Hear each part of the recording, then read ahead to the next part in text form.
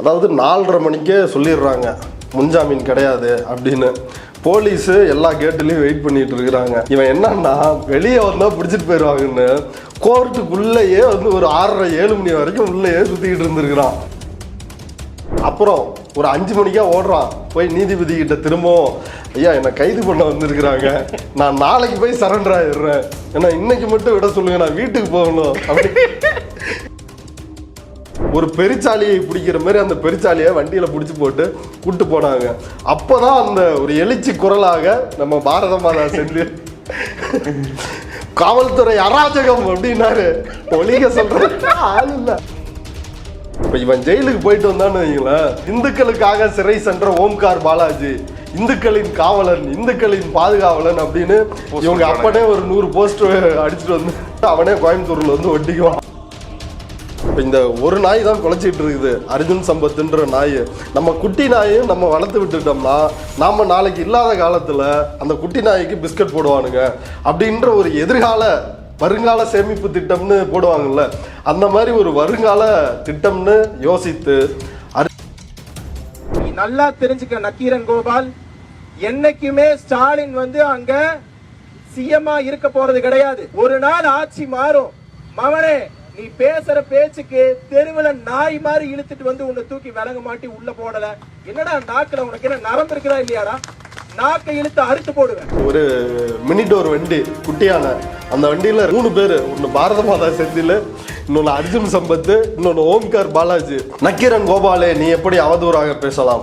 நக்கீரன் கோபால வந்து நான் நாக்க அறுப்பேன் இப்படியே பேசிட்டு இருந்தா. இப்படியே திமுக ஆட்சி இருந்துரும் நினைச்சிடாத. நாங்க ஆட்சிக்கு வந்தா நான் உங்க கையில வந்து சங்கிலி போட்டு உங்களை ஜெயிலில் அடைப்போம். ஆபீஸ்ல கூட இதெல்லாம் அதிகமா இருப்பாங்க. உங்க ஆபீஸ்ல 10 செக்யூரிட்டி இருப்பாங்க. அதை விட கம்மி தான் அர்ஜுன் சம்பத்தோட கட்சிக்காரங்களோட எண்ணிக்கை. அப்படி இருந்துகிட்டு உடனடியா இவன் போய் முன்ஜாமீன் தாக்கல் பண்றான் சென்னை ஹைகோர்ட்ல. நீ வந்து மன்னிப்பு கேட்டீங்கன்னா உன்னுடைய முன்ஜாமீன் மனு குறித்து ஏதாவது நிவாரணம் வழங்கலாமா அப்படின்னு நான் யோசிக்கிறேன் அப்படின்னு நீதிபதி சொல்றாரு. சங்கிகளுக்கு சொல்ல வேணும், உடனே ஒரு மன்னிப்பு கடிதத்தை எழுதி எடுத்துட்டு போய் வச்சுட்டான். அதை நீதிபதி படிக்கிறாரு. நீதிபதி படிக்கிறப்பதான் வந்து கட்டுப்பாயிடுறாரு. ட்ரைப்ஸ் நேயர்களுக்கு வணக்கம். இன்று நம்மோடு பேச திரு கரிகாலன் அவர்கள் இணைந்துள்ளார். வாருங்கள் அவரோடு பேசுவோம். வணக்கம். வணக்கம் அரவிந்த். நக்கீரன் கோபால் குறித்து அவதூறா பேசினதுக்காக அர்ஜுன் சம்பத்தோட மகன் இந்து மக்கள் கட்சியோட இளைஞரணி தலைவர் ஓம்கார் பாலாஜி அவர்கள் வந்து கைது செய்யப்பட்டிருக்கிறாரு. இந்த கைதை வந்து பாஜக சார்ந்தவங்க எதிர்பார்த்த மாரி பலரும் கண்டிச்சுட்டு வராங்க. இது நீங்க எப்படி பாக்குறீங்க? ஆமா, மோடி கண்டிச்சிருக்கிறாரு. இப்ப புதுசா வந்து அமெரிக்க பிரதமர் ஆயிருக்கிற ட்ரம்ப் கண்டிச்சிருக்கிறாரு. எல்லாருமே வரிசையா கடுமையான கண்டனத்தை தெரிவிச்சுட்டு வர்றாங்க. இப்ப நாளைக்கு வந்து இப்ப சிறையில இருந்து ஒட்டச்சு ஓம்கார் பாலாஜியை வெளியே கூப்பிட்டு வர போறாங்க. உச்சகட்ட போராட்டம், அப்படியே கொந்தளிப்பா இருக்குது. நேற்று வந்து ஹைகோர்ட் வாசல்ல சாயங்காலம் ஓம்கார் பாலாஜி கைதுன்னு வட சென்னை தென் சென்னைன்னு அப்படியே மக்கள் படை, இந்து படைகள் அப்படியே வரிசையா நிக்க ஆரம்பிச்சிருச்சு. ஓம்கார் பாலாஜியை போலீஸ் தொட்ட உடனே அந்த மக்கள்லாம் கொந்தளிப்பாங்க அப்படின்னு பார்த்தா ஒரு காக்கா கூட இல்லை. அவங்க கட்சியில இருந்து ஒரே ஒருத்தர் தான் கூட போயிருக்கிறான். அவனும் அட்டை கேட்டான். அவன் ஒருத்த மட்டும் கத்துறான், பதில் கோஷம் போடுறதுக்கு ஆள் இல்ல. இல்ல பாரத மாதா செந்தில் இருந்தாப்புல கேமராக்கு வர மறைஞ்சு அவருதான் கத்திருப்பாருன்னு பாரத மாதா செந்தில் தான் கத்திருப்பாருன்னு நினைக்கிறேன். இப்ப யோசிச்சு பாருங்களேன், இது ஒரு கட்சி. இந்த கட்சிக்கு வந்து அர்ஜுன் சம்பத் தலைவர், அவங்க பையன் இளைஞரணி செயலாளர், இளைஞரணி தலைவர், அவங்க ஒய்ஃப் வந்து மகளிர் அணி தலைவர். இவங்க வந்து திராவிட கட்சிகளை பார்த்து குடும்ப அரசியல் பாருங்க, அப்பா முதலமைச்சர், பையன் துணை முதலமைச்சர் அப்படின்னு வாய்கிலேயே மேடையில் பேசுவார்கள். ஆனால் இந்த இந்துத்துவவாதிகள் இந்தியா முழுக்கவுமே, அர்ஜுன் சம்பத்துன்ற டுபாக்கூர் மட்டுமல்ல, இந்தியா முழுவதும் பாஜகவில் உள்ள பெரும்பாலான தலைவர்கள் அவர்களுடைய வாரிசுகள் பதவியில் தான் இருக்கிறாங்க. அப்படி இருக்கும் பொழுது இவங்க பாருங்களேன், இப்ப இவன் கொழுப்படுத்து போய் பேசலாம். என்ன பேசுறான்னா, ஒரு புறம் இங்க சென்னையில் பார்ப்பனர்களுக்கு பிசிஆர் ஆக்ட் வேணும், அவங்கள யாரும் இழிவுபடுத்திடக்கூடாதுன்னு ஒரு கூட்டம் நடத்தினான். கூட்டம் நடத்தி கஸ்தூரியை சிக்க வச்சான். இப்போ கஸ்தூரி தலைமறைவா இருக்கா, பாப்பாத்தி ஓடி ஒளிஞ்சுட்டா. இன்னொரு பக்கம் கோயம்புத்தூர்ல ஈஷாவை பாதுகாக்க போகிறோம் அப்படின்னு அங்க போராட்டம், இங்க பாப்பானை பாதுகாக்கிறேன்னு போராட்டம் நடத்தி கஸ்தூரியை தலைமுறை ஆக்கிட்டான். அங்க கோயம்புத்தூர்ல ஈஷாவை பாதுகாப்போம், ஜக்கியை பாதுகாப்போம் அப்படின்னு அங்க ஒரு போராட்டம். பையனும் ஜெயிலுக்கு அனுப்பிச்சுட்டான். இதுதான் அர்ஜுன் சம்பத்தினுடைய சாதனை. அந்த போராட்டம் நடந்துச்சுல்ல அந்த கோயம்புத்தூர்ல, நக்கீரன் கோபாலை கண்டித்து இப்போ தொடர்ச்சியாக வந்து ஏற்கனவே ஈஷா யோக மையம் குறித்தும் அங்கு அரங்கேறுகின்ற பாலியல் லீலைகள், மர்ம மரணங்கள் தொடர்ச்சியான ஆதாரங்களோடு தகவல்களை நக்கீரன் கோபால் அவர்கள் வெளியிட்டு வர்றாரு. அவருடைய பத்திரிகையில் தொடர்ச்சியாக வந்துட்டு இருக்குது. இப்போ சமீபத்தில் கூட ஒரு பெண்ணை அரை நிர்வாணமாக படுக்க வைத்து அவருடைய பிறப்பு உறுப்பில் காலை வைத்து ஜக்கி யோகம் என்கின்ற பெயரில் அவர் செய்கின்ற ஆபாச பாலியல் அத்துமீறல்களை அம்பலப்படுத்தி இருந்தார். சிறுமிகள் எப்படி அரை நிர்வாணமாக்கப்படுகிறார்கள் ஈஷா யோகா மையத்தில் அப்படின்னு பல்வேறு விஷயங்களை இப்போ சமீபத்தில் அம்பலப்படுத்தி இருந்தார். போட்டு கிளின்னு கிழிச்சு எடுத்திருந்தார். அப்படி இருக்கும் பொழுது இப்போ அவங்களுக்கு ஏவல் நாயாக, அவர்களுக்கு போடுகின்ற பிஸ்கட்டுக்கு வாலாட்டுகின்ற ஒரு கடிநாயாக இருக்கக்கூடிய அர்ஜுன் சம்பத்தும் அவருடைய மகனும் அதை நக்கீரன் கோபாலை எதிர்த்து அவரை கண்டித்து ஈஷாவை பாதுகாக்க போராட்டம் நடத்துகிறாங்க கோயம்புத்தூர்ல. அங்கேயும் பார்த்தீங்கன்னா அலைக்கடலான மக்கள் வந்து திரண்டு வந்திருக்கிறாங்க. அர்ஜுன் சம்பத் இப்படி கையை நீட்டினா அப்படியே மனித தலைகளா வந்து அவ்வளவு கூட்டம். ஒரு மினிடோர் வண்டி குட்டியான அந்த வண்டியில 3 பேர், ஒன்று பாரத மாதா செந்தில், இன்னொன்று அர்ஜுன் சம்பத், இன்னொன்று ஓம்கார் பாலாஜி. அந்த வீடியோவை பார்த்தா கீழே யாராவது நிற்கிறாங்களான்னு பார்த்தா ஆளே கிடையாது. ஆளே இல்லாத கடையில் இவனுங்களே டீயா தருது. இப்போ இவனுங்களோட அதுவும் குறிப்பாக ஆர்எஸ்எஸ் பிஜேபிக்காரனுங்க ஒரு ரகம் அப்படின்னா அவங்கக்கிட்ட ஒட்டுண்ணியாக வாழக்கூடிய இந்த அர்ஜுன் சம்பத்லாம் இன்னொரு ரகம். இப்போ இவங்க எப்படி தெரியுங்களா, இவங்களை நாயா கூட எவனும் மதிக்க மாட்டான் ஊரில். அப்போ இவனும் மதிக்க மாட்டான், பாஜக காரனும் இவனை பெரிய ஒரு ஆளாக கூட மதிக்க மாட்டான். அப்போ இவனுங்க வந்து தங்களுக்கு ஒரு பில்டப் வேணும் மக்கள் மத்தியில். அந்த பில்டப்புக்கு வந்து என்ன செய்வாங்கன்னா, இவங்களே ஒரு செல்லை வாங்கி கொடுத்து ஒரு பெயர் தெரியாத இல்லை வேற மாநிலத்தை சார்ந்தவர்கள் பெயரில் ஒரு சிம் கார்டை வாங்கி இங்கே இருக்கிற நபர்கள்ட்ட கொடுத்து இங்கேருந்து ஆந்திராவுக்கோ தெலுங்கானாவுக்கோ இல்லை பக்கத்து மாநிலங்களுக்கு அனுப்பிச்சி விட்டு இவனுங்க செட் பண்ண ஆளே வந்து அங்கே வெளி மாநிலங்கள்ல இருந்து கால் பண்ணுவானுங்க. நாங்கள் வந்து முஸ்லீம் தீவிரவாதிகள் பேசுகிறோம், உன்னை வந்து நாளைக்கு கொலை பண்ண போகிறோம் அப்படின்னு இவனுங்களே பேசுவானுங்க. பேசி முடிச்சுட்டு இங்கே இவனுங்க எனக்கு வந்து கொலை மிரட்டல் வருது, எனக்கு பாகிஸ்தான் தீவிரவாதிகள் அச்சுறுத்தல், பாதுகாப்பு இல்லை அப்படின்னு இவனுங்களே போய் 2 பேர் போய் மனு கொடுப்பானுங்க. மனு கொடுத்து பிஎஸ்ஓ வாங்கிடுவானுங்க. பிஎஸ்ஓ ஒரு போலீஸ் கூடவே வருவாங்க எங்கே போனாலும். அவ்வளோதான், போதும், புல்லட் பாண்டிடா அப்படின்னு வண்டி எடுத்துட்டு பிரச்சனை இருக்குது, பாதுகாப்பு தேவை அப்படின்னா பிஎஸ்ஓ வாங்குறது வழக்கம். ஆனால் போய் வீடுலாம் கேட்பாங்களா, இவர் மட்டும் அந்த மேட்டருக்கு அப்புறம் வருவோம். இப்போ இந்த பிஎஸ்ஓ வந்துருதா, இந்த பர்சனல் செக்யூரிட்டி ஆஃபீஸர் ஒரு போலீஸ் வந்து வந்துருவாங்க. அந்த போலீஸுக்கு வந்து 3 வேளை சாப்பாடு கொடுத்துடணும். அவங்கள கூப்பிட்டு போகிறது வர்றது அந்த செலவு எல்லாமே இவங்க தான் பார்த்துக்கணும். அப்போ இவங்களை கூட்டிக்கிட்டு பொதுமக்கள் இருக்கிற இடத்துக்கு போகிறது, நிகழ்ச்சிகளுக்கு போகிறது, அப்படி போகிறதன் மூலமாக இப்போ சாதாரண மக்கள் என்ன நினைப்பாங்க, ஏய் இவர் அர்ஜுன் சம்பத் போலீஸு, ஏய் இவர் ஓம்கார் பாலாஜி போலீஸு, அவர் கூட பெரிய பெரிய ஆளுங்க போல அப்படின்னு நினைப்பாங்களா மாட்டாங்களா? சாதாரண மக்கள் அந்த பில்டப்பை காசாக மாற்றிக்கொள்வது. இங்கே வா நான் பஞ்சாயத்து பண்ணி தரேன், இங்கே வா நான் பஞ்சாயத்து பண்ணி தரேன். இப்போ இதுதான் இவங்களுடைய இயங்கும் முறை. இவங்க எப்படி வந்து ஆப்ரேட் ஆகுறாங்க அப்படின்ற முறை. இது ஒரு முறை. இன்னொரு முறை இருக்குது. அர்ஜுன் சம்பத் என்னதான் பாப்பானுங்களுக்கு பிசிஆர் ஆக்ட் வேணும், இவங்களுக்கு ஈஷாவை காப்பாத்து அப்படின்னு எவ்வளவு கூவினாலும் அர்ஜுன் சம்பத் ஒரு சூத்திரம் தான். அவன் வந்து பாப்பானை பொறுத்த வரைக்கும் என்ன, பைப்பாட்டியின் மகன் அப்படின்ற பொருளில் தான் அர்ஜுன் சம்பத்தை அவர்கள் இன்னமும் வைத்திருக்கிறார்கள். இப்போ அப்படி இருக்கின்ற அர்ஜுன் சம்பத்து இதை அந்த இழிவையும் பெருமையாக ஏற்றுக்கிட்டு நாளைக்கு சாக கிடைக்கிற ஒரு சாமியார்கிட்ட அந்த வீடியோவை பார்த்துருப்பீங்க, ஐயா வீடு இல்லாமல் கஷ்டப்படுறேன், வீடு ஒன்று எங்களுக்கு ஏற்பாடு பண்ணி கொடுங்க, இப்படி போய் கெஞ்சி பிச்சை கேட்கறது, பிச்சை கேட்டு வாழ்றது. அதுதான் அர்ஜுன் சம்பத்தோட வாழ்க்கையே. வெட்கமே இல்லாத ஒரு ஜென்மம், சுயமரியாதையே இல்லாத ஒரு வாழ்க்கை. இப்படி ஒரு வாழ்க்கை வாழ்வதற்கு பண்ணிக்கலாம், வேற வழியே இல்லை, பண்ணிக்கிட்டாதான் நல்லது. அப்படி ஈஷா யோகா மையம் இப்போ அங்கே வந்து கோயம்புத்தூரில் இவங்களுக்கு பிஸ்கட் போடுறது, பல பேருக்கு பிஸ்கட் போடுறது வந்து ஜக்கி தான்.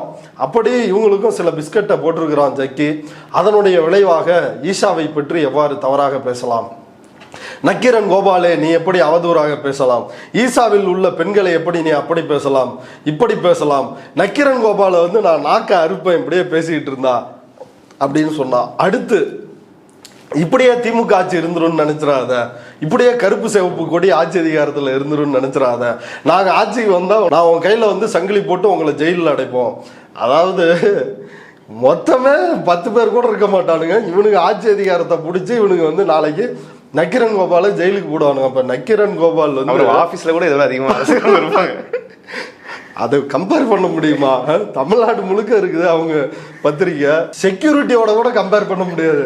உங்க ஆபீஸ்ல 10 செக்யூரிட்டி இருப்பாங்க, அதை விட கம்மி தான் அர்ஜுன் சம்பத்தோட கட்சிக்காரனுங்களோட எண்ணிக்கை.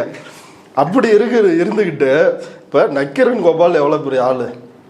அவர் வந்து ஜெயலலிதாவை பார்த்துருக்கிறாரு, பல ஆளுநர்களை பார்த்துருக்கிறாரு. அவரை கொல்றதுக்கு ஜெயலலிதா ஆளே அனுப்பிச்சது.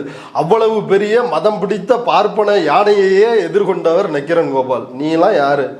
இல்லை ஜக்கிலாம் யாரு? நீங்களாம் சும்மா ஒன்றுமே கிடையாது. அப்படி இருக்கும் பொழுது அந்த ஜக்கிக்கு ஆதரவாக அங்கே திமிரா பேசிடுறான். எனக்கு என்ன தெரியுங்களா தெரிஞ்சுது, இப்போ இந்த ஒரு நாய் தான் குலைச்சிட்டு இருக்குது, அர்ஜுன் சம்பத்துன்ற நாய். நம்ம குட்டி நாயும் நம்ம வளர்த்து விட்டுட்டோம்னா நாம நாளைக்கு இல்லாத காலத்தில் அந்த குட்டி நாய்க்கு பிஸ்கட் போடுவானுங்க அப்படின்ற ஒரு வருங்கால சேமிப்பு திட்டம்னு போடுவாங்கல்ல, அந்த மாதிரி ஒரு வருங்கால திட்டம்னு யோசித்து அர்ஜுன் சம்பத் தன்னுடைய குட்டி நாயை கூவ சொன்னாரு. இன்னைக்கு அந்த குட்டி நாய் ஜெயிலுக்கு போயிருக்குது. நீதிமன்றத்தில் இது சொந்தமான விசாரணை அப்போ ஓம்கார் பாலாஜி வந்து நான் மன்னிப்பு கேட்க மாட்டேன், நான் பேசின சரி தான், என் மனசாட்சி அது ஒத்துக்காதுன்னு சொல்லியிருக்காரு. இது எப்படி? அது வந்து பாதி உண்மை மீதி பொய் அப்படி கலந்து அது சொல்லிருக்கிறாங்க. அதில் நீதிமன்றத்தில் என்ன நடந்துச்சுன்றது சுவாரஸ்யமானது. இப்போ இவ்வளோ திமிரா பேசுனா போலீஸ் சும்மா இருப்பாங்களா? வழக்கு பதிவு செஞ்சுட்டாங்க. போலீஸ் வந்து விசாரிக்கிறாங்க. உடனடியாக இவன் போய் முன்ஜாமீன் தாக்கல் பண்ணுறான். சென்னை ஹைகோர்ட்டில் நீதிபதி ஜெகதீஷ் சந்திரா அவர் முன்னிலையில் முன்ஜாமீன் மனு தாக்கல் பண்ணுறான். உடனடியாக நீதிபதி அதை விசாரிக்கிறாரு. ஓரலாக நீ வந்து மன்னிப்பு கேட்டீங்கன்னா உன்னுடைய முன்ஜாமீன் மனு குறித்து ஏதாவது நிவாரணம் வழங்கலாமா அப்படின்னு நான் யோசிக்கிறேன் அப்படின்னு நீதிபதி சொல்கிறாரு.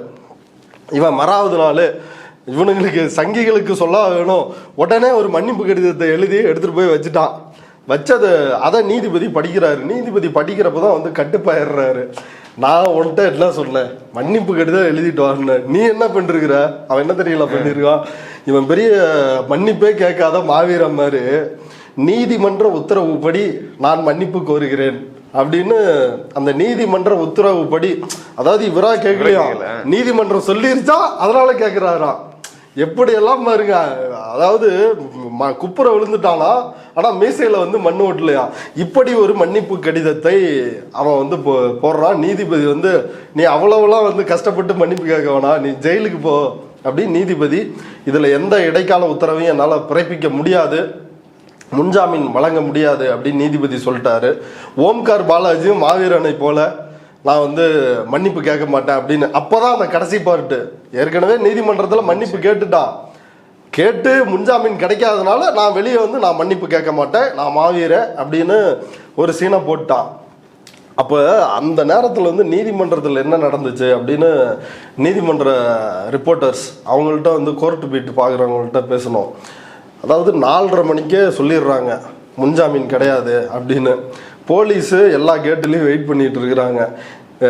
கோவை ரேஸ்கோர்ஸ் போலீஸ் ஸ்டேஷன் போலீஸார் அவங்க வந்து வெயிட் பண்ணிட்டு இருக்கிறாங்க. இவன் என்னன்னா வெளியே வந்தால் பிடிச்சிட்டு போயிடுவாங்கன்னு கோர்ட்டுக்குள்ளேயே வந்து ஒரு 6:30-7 மணி வரைக்கும் உள்ளேயே சுற்றிக்கிட்டு இருந்திருக்கிறான். உள்ளே போய் அரெஸ்ட் பண்ண மாட்டாங்கல்ல போலீஸு, கோர்ட்டுக்குள்ளே இருக்கிறப்ப உள்ளேயே அட்வொகேட்டு கூட இருந்திருப்பாரு. ஆமாம், அட்வொகேட்டு கூடயே உள்ளேயே அங்கேயே சுற்றிக்கிட்டு இருக்கிறான். எப்படா இருட்டாகும், இருட்டில் எப்படா தப்பிச்சு போகலாம் அப்படின்னு திருட்டு பையன் மாதிரியே வந்து இந்த அயோக்கிய பையன் உள்ளே சுற்றிக்கிட்டு இருந்திருக்கிறான். போலீஸு எல்லா வாசல்லையும் போலீஸை போட்டு நின்றுட்டு இருக்கிறாங்க. அப்புறம் ஒரு 5 மணிக்கா ஓடுறான் போய் நீதிபதி கிட்ட திரும்பவும், ஐயா என்னை கைது பண்ண வந்திருக்கிறாங்க, நான் நாளைக்கு போய் சரண்டர் ஆயிடுறேன், ஏன்னா இன்னைக்கு மட்டும் விட சொல்லுங்க, நான் வீட்டுக்கு போகணும் அப்படி போய் கேட்டிருக்கான். இதெல்லாம் நடந்துச்சு, பத்திரிகையெல்லாம் ரிப்போர்ட் ஆயிருக்கு. போய் கேட்டிருக்கிறான். அங்கே அரசு தரப்பு வக்கீல் வந்து சொல்லிருக்கிறாரு, நீதிபதி இன்னைக்கு எந்த இடைக்கால நிவாரணமோ முன்ஜாமீனோ எதுவும் தரல, இனி போலீஸார் முடிவு இருக்கிறது தான் தம்பி, நீ இங்கெல்லாம் வந்து பேசக்கூடாது அப்படின்னு அனுப்பிச்சு விட்டாங்க. திரும்ப 7 மணி வரைக்கும் உள்ளேயே அங்கேயே ரவுண்ட் அடிச்சுக்கிட்டு இருந்திருக்கான். அதுக்கப்புறம் பார் கவுன்சிலில் போய் அங்கே கொஞ்ச நேரம் உட்காந்துட்டு இருந்திருக்கிறான். நீ வெளியே வந்தே தாண்டா ஆகணும் அப்படின்னு சொல்லி ஒரு பெருச்சாலியை பிடிக்கிற மாதிரி அந்த பெருச்சாலியை வண்டியில் பிடிச்சி போட்டு கூட்டு போனாங்க. அப்போதான் அந்த ஒரு எழுச்சி குரலாக நம்ம பாரத மாதா சென்று காவல்துறை அராஜகம் அப்படின்னாரு. ஒளிக சொல்றதுக்கு ஆள் இல்லை, ஒளிக சொல்றதுக்கு ஆள் இல்லை. அப்படி ஜெயிலுக்கு அனுப்பப்பட்டு இருக்கின்றார் ஓம்கார் பாலாஜி. ஓம்கார் பாலாஜி வந்து நக்கீரன் கோபால் குறித்து அப்படி பேசுனதுக்கு இந்த சிறை தண்டனைன்றது அவசியமா? இல்லை, என்ன கேட்டா சிறை ஒரு புறம் இந்த போல காவி பயங்கரவாதிகளை அடக்குவதற்கு ஒடுக்குவதற்கு சிறை அவசியம்தான். ஏற்கனவே கோயம்புத்தூர் குண்டுவெடிப்பு வழக்கில் கொலை குற்றம்லாம் சாட்டப்பட்டவர் தான் அர்ஜுன் சம்பத். ஒரு காமெடியாக நம்ம பேசுகிறோம், ஆனால் இன்னொரு புறம் அப்படியான கோர முகங்கள் இவர்களுக்கு இருக்கிறது. கலவர நாயகர்களாக இவர்கள் கடந்த காலத்தில் உலா வந்திருக்கிறார்கள். இஸ்லாமிய கிறிஸ்தவ மக்களுக்கு எதிராக வெறுப்பை கக்கி இருக்கிறார்கள். ஆனால் இன்னொரு புறம் பார்த்தீங்கன்னு வைங்களேன், இவனுங்க வந்து வெற்று விளம்பரத்துக்காக தான் இதை பண்ணுறானுங்க. இவனுங்களை என்ன பண்ணுன்னா, போலீஸ் கூட்டு போய் நல்லா மூத்தரச்சந்தில் வச்சு லத்தை எடுத்து நல்லா குத்துன்னு குத்தி எடுக்கணும். முட்டையை சும்மா தட்டுன்னு தட்டி பால்ஸை வெளியே எடுக்கணும். அப்போதான் வந்து இவெல்லாம் அடங்குவான். இப்போ இவன் ஜெயிலுக்கு போயிட்டு வந்தான்னு வைங்களேன், இந்துக்களுக்காக சிறை சென்ற ஓம்கார் பாலாஜி, இந்துக்களின் காவலன், இந்துக்களின் பாதுகாவலன் அப்படின்னு இவங்க அப்பனே ஒரு 100 போஸ்டர் அடிச்சுட்டு வந்து அவனே கோயம்புத்தூர்ல வந்து ஒட்டிக்குவான். அப்ப இதெல்லாம் தடுக்கும் விதமாக காவல்துறை வந்து ஒரு ஸ்பெஷல் டீமை வந்து உருவாக்கணும். இந்த மாதிரி ஆட்களை வந்து ஹேண்டில் பண்ணுறதுக்காகவே இப்போ இது இருக்குது இல்லை, கார்பரேஷனில் வந்து நாய் பிடிக்கிறதுக்குன்னு வந்து ஒரு தனியான ஒரு அசைன்மெண்ட் பண்ணுறாங்கல்ல, அந்த மாதிரி இந்த நாய்களை பிடிப்பதற்கும் அந்த நாய்களை ட்ரீட்மெண்ட் பண்ணுறதுக்கும் தனி ஒரு துறையை உருவாக்க வேண்டும் அப்படின்னு காவல்துறைக்கு கோரிக்கை வைக்கிறேன். இவ்வளோ நேரம் இந்த செய்தி குறித்து விரிவான உங்கள் கருத்துக்களை பகிர்ந்து கொண்டதுக்கு நன்றி. நன்றி.